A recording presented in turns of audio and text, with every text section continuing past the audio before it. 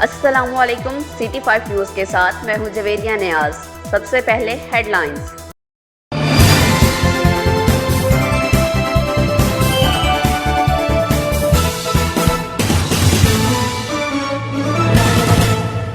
احمد پور سیال اسسٹنٹ سب انسپکٹر مہر ظفر عباس، incharge security عامر، ہمراہ ٹیم اور قانون نافذ کرنے والے اداروں کا احمد پور سیال میں سرچ آپریشن میں کافی تعداد میں لوگوں کے شناختی کارڈ چیک کیے گئے اور تلاشی لی گئی۔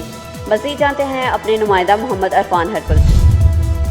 احمد پور سیال سے سب انسپکٹر مہر ظفر عباس، انچارج سیکورٹی عامر، ہمراہ ٹیم اور قانون نافذ کرنے والے اداروں کا احمد پور سیال میں سرچ آپریشن میں کافی تعداد میں لوگوں کی شناختی کارڈ چیک کیے گئے اور تلاشی لی گئی۔ کیمرہ مین ٹیم کے ساتھ محمد Irfan ہرپل، city 5 T V, Ahmad پور۔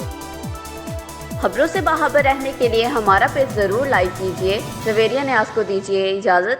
اللہ حافظ۔